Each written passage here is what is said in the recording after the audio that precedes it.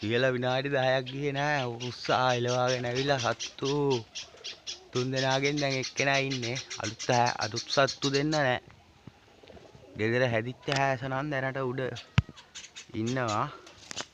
එයා මෙන්න වහල උඩ කරකිනවා. පේනවද?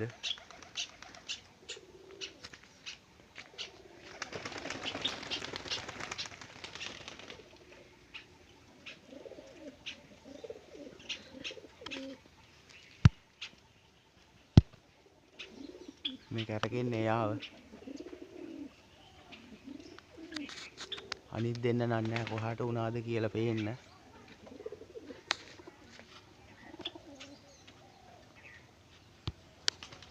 පේනවද දන්නේ නැහැ ඔයාලට තාත්තා.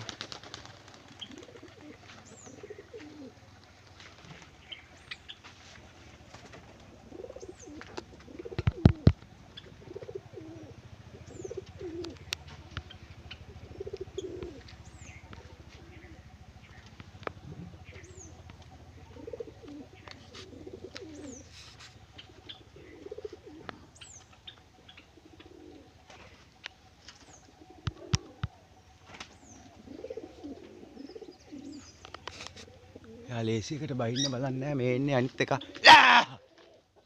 මේ එන්නේ උකුස්සා. මේ යන්නේ.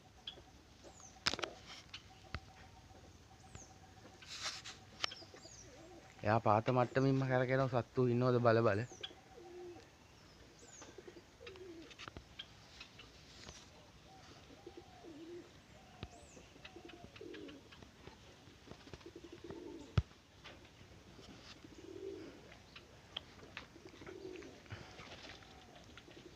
ආයෙ සතා නැති වුණා.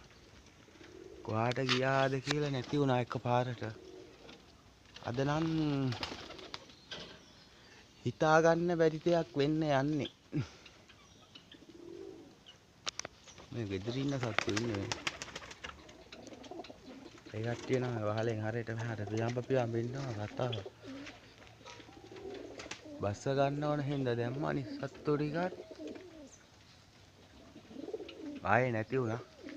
එකෙක් ඇවිල්ලා ඉන්නවා. ආට පේනවද දන්නේ නැහැ යාළුවනේ. සුදු ඩොට් එකක් වගේ මුදුනේ කරකිනවා. එක සතෙක් කන්න යනවා පේනවා. අලුත් එක්කෙනෙක්.